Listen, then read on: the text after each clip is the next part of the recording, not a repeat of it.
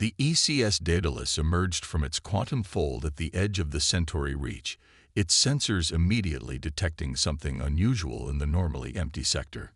Commander Elena Torres stood at the bridge's center, her weathered face illuminated by the holographic display, showing three massive objects decelerating from faster-than-light travel. Their design was unlike anything humanity had encountered in its century of space exploration.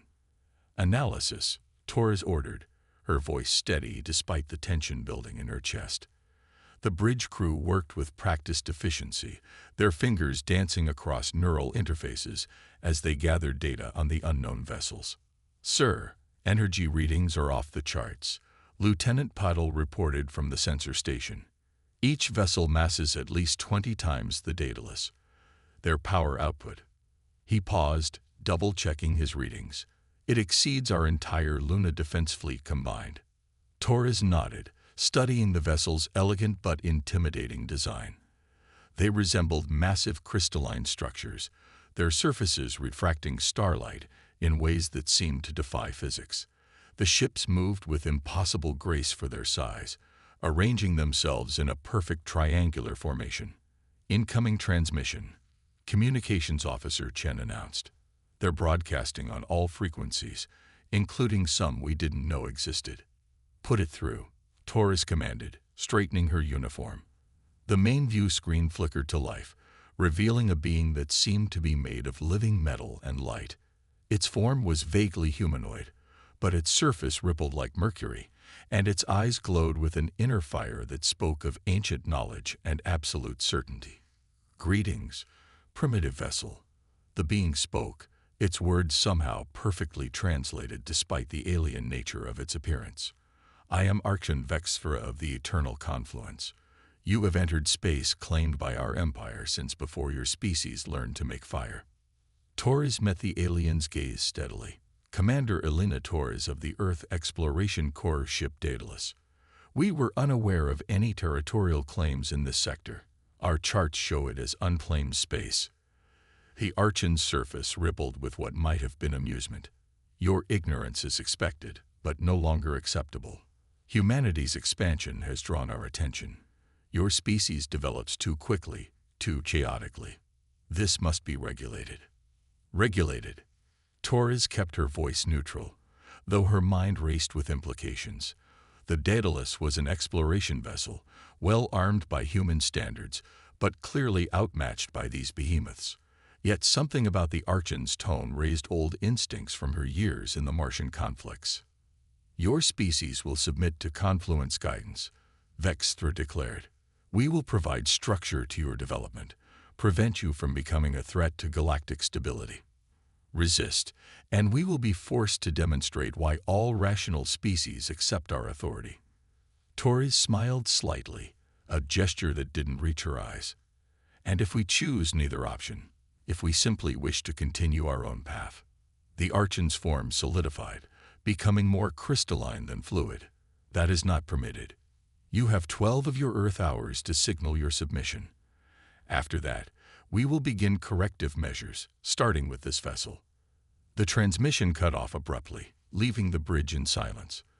Torres turned to her crew, seeing determination rather than fear in their eyes. They had all studied humanity's history, knew the stories of seemingly invincible empires confronting supposedly primitive peoples. "Communications, get me a quantum link to Fleet Command," Torres ordered. "Engineering, begin power cycling through all systems. Make it look like we're having technical difficulties." She smiled again, this time genuinely. "Let's show our friends from the Eternal Confluence why humanity's chaotic development might not be the weakness they imagine." As the crew carried out her orders, Torres studied the alien vessels again. The Confluence had made a fundamental error. They saw humanity's rapid advancement as dangerous disorder rather than adaptive strength. They expected submission or feudal resistance, their millennia of unchallenged dominance blinding them to other possibilities. "Quantum link established," Chen reported. "Fleet Command is receiving." Torres took a deep breath, knowing her next words would likely change the course of human history. "Fleet Command, this is Commander Torres. First contact scenario of 7. possible hostile intent. Be advised, we are about to demonstrate why humanity's greatest strength has always been turning apparent weakness into unexpected advantage. The Daedalus's systems began their carefully orchestrated power fluctuations, appearing to struggle while actually preparing for something the confluence's perfect order could never anticipate. Above them, the crystalline ships waited in their precise formation, unaware that they were about to learn why assuming technological superiority guaranteed victory was a mistake countless empires had made before them. The next 10 hours aboard the Daedalus passed in calculated chaos. While the confluence's massive vessels maintained their perfect triangular formation, the human ship's external systems pulsed with irregular energy signatures, its hull occasionally venting small clouds of plasma. To the watching aliens, it must have looked like a primitive vessel struggling with basic maintenance. In reality, every malfunction served a purpose. Each plasma vent contained specially programmed nanoprobes, invisible to standard scans. Every power fluctuation mapped another segment of the confluence's defense grid. The Daedalus wasn't failing, it was learning. Analysis complete, Lieutenant Potil announced, his dark eyes gleaming with excitement. Their shield harmonics are incredibly sophisticated, but they follow strict mathematical patterns, almost too perfect. Commander Torres nodded, studying the data streaming across her neural display. Perfect patterns have perfect flaws. What else? Their ships maintain formation using quantum-locked positioning. Chief Engineer Ramos added from her station. Extremely precise, but it means they can't adjust quickly without breaking their entire defensive matrix. She grinned. They're so advanced they've forgotten how to improvise. Torres watched the crystalline vessels through the main viewport. The confluence's ships were beautiful, their surfaces refracting starlight in hypnotic patterns. But their very perfection revealed their weakness, an absolute reliance on technological superiority and unwavering order. 2 hours until their deadline. First Officer Davis reminded them. Fleet Command confirms Protocol Prometheus is ready. They're just waiting for our signal. Torres allowed herself a small smile. The confluence expected either submission or a suicidal last stand. The only responses their perfect order could comprehend. They were about to learn that humanity's greatest weapons had always been creativity and unpredictability. Begin Phase 1, Torres ordered. Let's show them why chaos can be a strength. Across the Daedalus's hull, previously hidden ports opened, releasing clouds of what appeared to be debris. To standard scans, it looked like a ship desperately dumping damaged systems before combat. The confluence's ships didn't even adjust their defensive posture. Archon Vexthra is hailing us. Communications reported. They're asking if we've reached a decision. Put them through. The alien leader's metallic form appeared on screen, its surface now rigid with crystalline patterns that suggested irritation. Commander Torres, your ship's deteriorating condition concerns us. This is why primitive species require guidance. Submit now, and we will assist with repairs. Torres met the Archon's glowing gaze. Actually, I wanted to thank you for your patience. We've learned so much in these past hours. The Archon's form rippled with confusion. Learned? About how your ships move, how they think, how they fight. Torres's smile widened slightly. Did you know that human children often learn best through play? Through making mistakes and appearing to fail. This discussion is pointless, Vexthra declared. Your time expires in 90 minutes. We detect no weapons capable of penetrating our shields, no technology that could possibly threaten us. That's the interesting thing about human technology, Torres replied. We learned early that the most effective weapons don't always look like weapons at all. Around the Daedalus, the clouds of apparent debris began to move with purpose.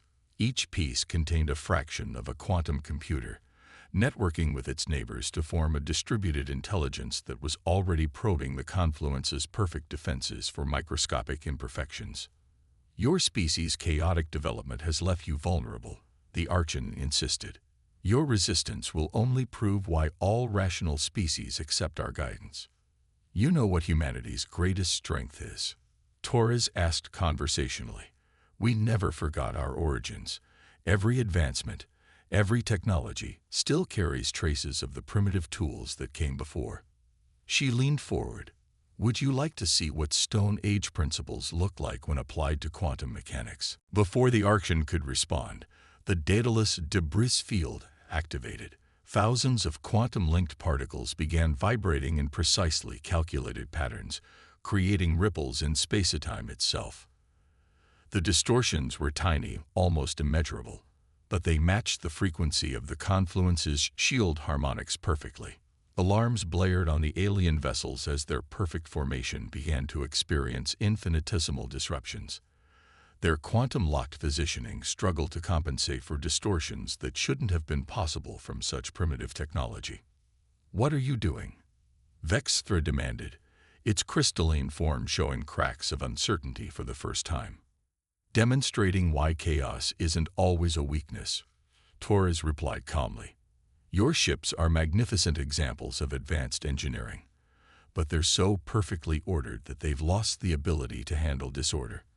We're simply introducing a little entropy into your system. The confluence vessel's shields flickered as they tried to maintain their precise formation against the growing quantum disruptions. Each adjustment they made only created new harmonics for the Daedalus's distributed network to exploit. This is impossible, the Archean insisted. Your technology level cannot produce these effects. Probably not, Torres agreed, if we tried to match your advancement level directly. But we're not trying to be more advanced than you. We're simply applying primitive principles in ways you never considered. She turned to her crew. Initiate Protocol Prometheus. Let's show the confluence why humanity's chaotic development might have produced exactly what they feared, but not in any way they expected. As the quantum distortions grew stronger, the Daedalus's true capabilities began to emerge from their carefully crafted disguise. The confluence was about to learn that underestimating humanity's capacity for innovation was a mistake they would not soon forget. Protocol Prometheus activated with a subtlety that belied its devastating potential. The Daedalus's distributed quantum network had already mapped every imperfection in the confluence's defense grid, every microscopic flaw in their perfect formation. Now it was time to exploit them. Multiple quantum signatures detected.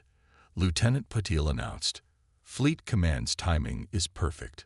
Around the confluence vessels, space itself seemed to shiver. Dozens of human ships emerged from quantum fold, each one appearing to suffer from the same technical malfunctions as the Daedalus. To the confluence's sensors, it looked like humanity had sent their most damaged vessels on a suicide mission. Archean Vexthra's image appeared on the main screen, its crystalline form now rigid with what might have been anger. This is your response. More primitive vessels in need of guidance. Commander Torres smiled. Actually, this is just the delivery system. The real response began hours ago. She turned to her crew. Initiate sonic warfare protocols. Across the human fleet, quantum-linked particles began vibrating in perfect harmony. The vibrations were barely detectable, but they matched the resonant frequencies of the crystalline vessel's whole material, frequencies the Daedalus had discovered during its apparent malfunction. The first cracks appeared in the confluence ship's perfect surfaces, microscopic at first, but spreading with fractal precision. Their quantum-locked formation began to waver as the vessels attempted to compensate for vibrations they had never been designed to resist. Impossible, Vexthra declared, though uncertainty had crept into its voice. Your technology cannot affect our vessels. We are beyond such primitive attacks. That's the interesting thing about technology, Torres replied. Sometimes the oldest principles work best. We learned about resonant frequencies from shattering wine glasses with sound waves. Simple physics, really. Just scaled up a bit. The confluence ship's shields flickered as they tried to adapt to an attack that bypassed their most advanced defenses. Their perfect formation was breaking down, each ship forced to move independently as the quantum vibrations threatened their structural integrity. Second wave incoming, Davis reported with satisfaction. The human fleet's apparent debris field suddenly came alive, revealing itself as a vast network of miniature drones. Each one carried a quantum resonator tuned to the exact frequency of the confluence's shield harmonics. What had looked like desperate ships dumping damaged systems had actually been a carefully orchestrated deployment of a weapon the confluence never saw coming. "Their shield matrix is destabilizing," Patel announced. "The quantum disruptions are cascading through their entire network." Torres watched as the mighty crystalline vessels began to lose their perfect symmetry. The confluence's technology was incredibly advanced, but it had evolved along rigid, predictable lines. They had never faced an enemy that turned their own perfection against them. "You leave us no choice," Vextra announced. "We must now demonstrate why all species learn to fear the confluence's power." The crystalline ships began to pulse with energy, their surfaces realigning despite the quantum assault. But Torres had expected this. It was the typical response of an advanced civilization. When challenged, escalate with overwhelming force. "All ships, execute pattern chaos," she ordered. The human fleet's formation dissolved into apparent randomness. Ships moved in trajectories that defied tactical logic, each one seeming to act independently and erratically. The confluence's targeting systems, designed to predict and counter rational combat maneuvers, struggled to track vessels that refused to follow conventional patterns. "Their main weapons are charging," Davis warned. "Perfect," Torres replied. "Status of the quantum field." "Fully saturated," Chief Engineer Ramos confirmed. "Ready on your mark." The confluence ships fired, their energy weapons capable of vaporizing entire fleets. But the human vessel's erratic movements had served another purpose, spreading quantum-linked particles throughout the battlefield. As the energy beams crossed this invisible web, the particles activated.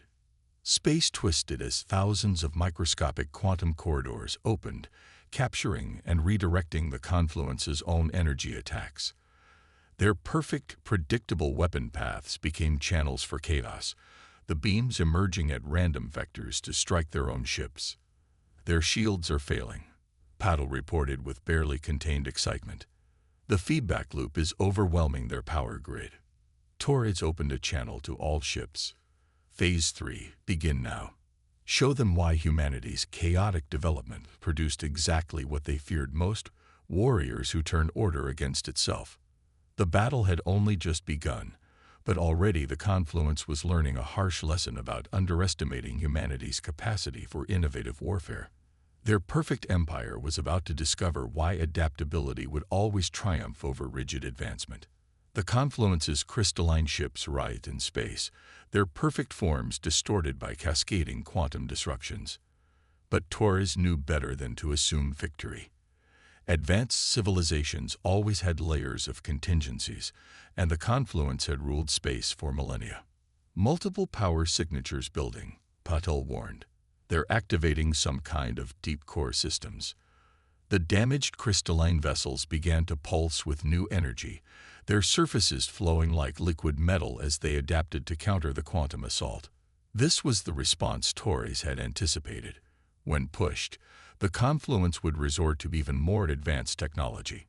"They're reconfiguring their entire hull structure," Chief Engineer Ramos reported, studying the readings with professional admiration. "Adaptive metamaterials. Our resonance attacks won't work anymore." Torres nodded, unsurprised. "They're learning. But so are we. Execute Phase 4. Across the human fleet, ships began moving in new patterns. What had appeared as random chaos resolved into complex, interwoven trajectories. Each vessel's quantum wake created ripples in space-time that intersected with others, building into a web of gravitational distortions. "Your resistance is impressive but futile." Archon Vexfra's voice echoed through the command channel. The alien leader's form had changed, becoming more angular and aggressive. "We have guided species for longer than your civilization has existed.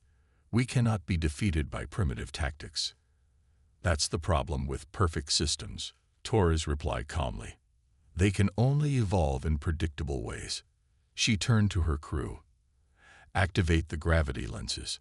The quantum web between the human ships suddenly focused, bending space itself into precise configurations.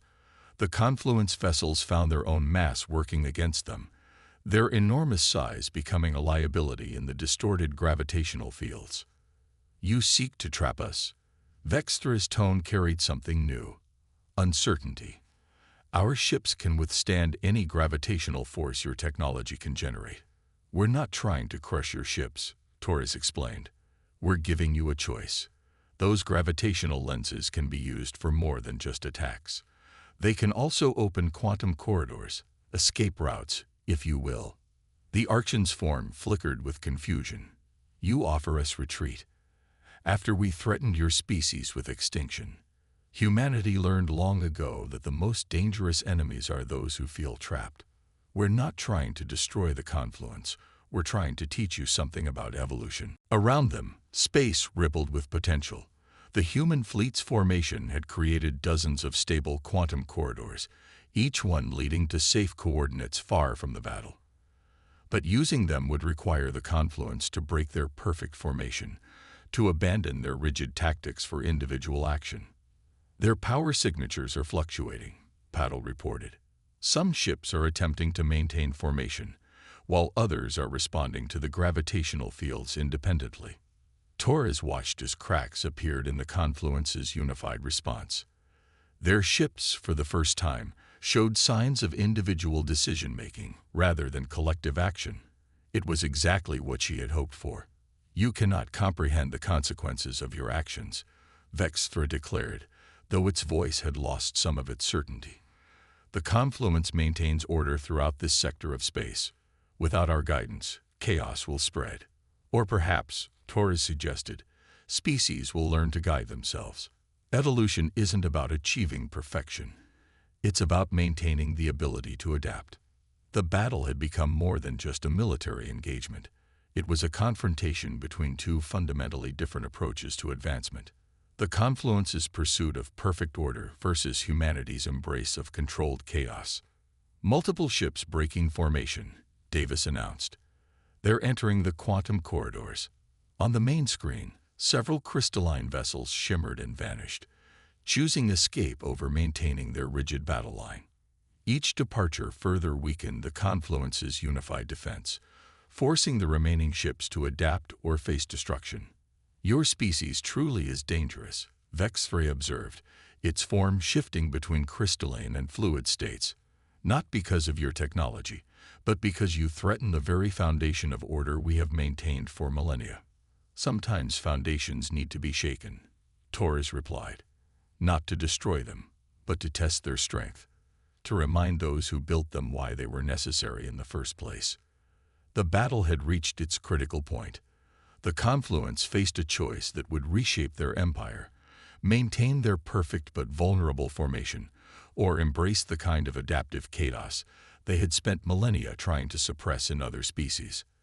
As more ships chose individual survival over collective perfection, it became clear that humanity had achieved something far more significant than a military victory. They had introduced entropy into a system that had grown too rigid, too perfect for its own good.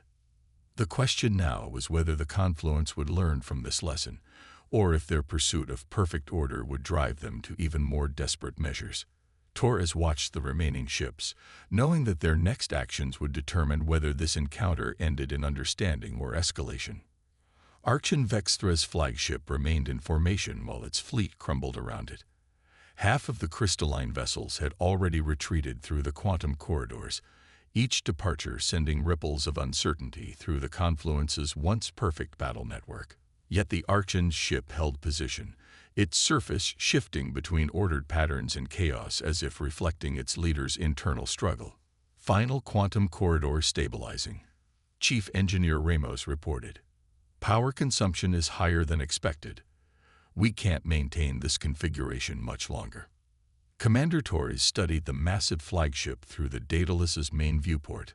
"Sometimes the hardest part of victory is giving your opponent a graceful way to accept it." She opened a channel to the confluence vessel. "Archon Vextra, I would speak with you, not as victor to vanquished, but as one species to another." The alien leader's image appeared, its form more fluid now than crystalline. You have shattered a formation that has held for 10,000 years, Commander. Introduced disorder into perfect harmony. Yet you speak of grace. I speak of evolution, Torres replied. Your empire achieved something remarkable, bringing order to chaos, guiding species toward advancement. But in pursuing perfect order, you forgot why that guidance was necessary in the first place. The Archon's surface rippled with complex emotions. Explain. The confluence began as guides, helping species navigate the dangers of technological advancement. But somewhere along the way, you stopped guiding and started controlling. Perfect order became more important than growth.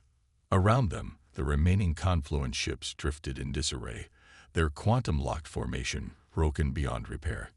Yet in their individual movements, there was something new. Adaptation, improvisation, the first steps toward independence. Look at your ships, Torres continued. For the first time in millennia, they're moving according to their captain's individual judgments rather than collective protocols. And they're surviving, adapting, growing stronger through disorder. This is precisely why your species is dangerous, Vexthra declared, though its tone had shifted from accusation to something closer to wonder. You do not merely resist order, you transform it, create strength from chaos itself. Because that's what life does, Torres explained. Perfect order is stagnation. Growth requires the freedom to make mistakes, to learn from them, to evolve. Humanity's chaotic development produced warriors who could challenge your empire not because we're inherently violent, but because we never stopped learning. The quantum corridors between the ships began to flicker as their power supply waned. Soon, the choice between retreat and conflict would become final. Torres watched the Archon's reaction, knowing these next moments would determine the future relationship between their species. Your tactics, Vexthra observed, they were not truly primitive, were they? Each apparent malfunction, every seeming weakness, was calculated to probe our defenses. We learned early in our history that appearing weak while being strong is often more effective than displaying strength openly, Torres confirmed. Another lesson from our chaotic development.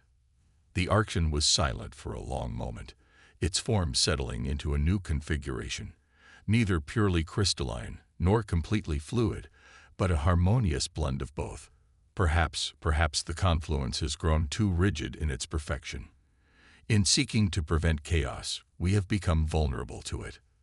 Then let this be an opportunity, Torres suggested. Not an ending, but an evolution. The confluence has knowledge and wisdom humanity could benefit from, and we have demonstrated that there is strength in adaptation. Around them, the remaining confluence ships began moving toward the last stable quantum corridors, but not in retreat. Their movements were coordinated yet individual, maintaining formation through choice rather than compulsion.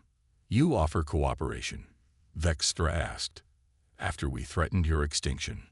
We offer a new kind of order, Torres replied, one built on mutual growth rather than control. Perfect systems cannot evolve, Archon, but imperfect ones, working together, can achieve things neither could manage alone. The Archon's flagship finally moved, breaking its position for the first time since the battle began. But instead of retreating, it maneuvered alongside the Daedalus, matching the human vessel's orbit in a gesture of equality. Your species truly is dangerous, Commander Torres, Vexthra declared, its tone now carrying respect rather than condemnation. You have taught the teachers, shown the guides a new path. Its form stabilized into a new configuration that somehow combined both order and chaos. The confluence will need time to adapt to these changes. Time is something we're happy to provide, Torres assured them. After all, the best developments can't be rushed. As the quantum corridors finally collapsed, the human fleet and the remaining confluence vessels hung in space together, their formations intermingled in a way that would have been unthinkable hours before. It was more than just a ceasefire. It was the beginning of something new, a recognition that true strength comes not from imposing order on chaos, but from learning to dance between the two. The battle for humanity's independence had become something far more significant, a catalyst for change in an empire that had forgotten how to evolve. In demonstrating their worthiness to exist free from control, humanity had also shown the confluence a path back to their original purpose, not as controllers of advancement, but as guides who understood that the most beautiful patterns often emerge from chaos itself.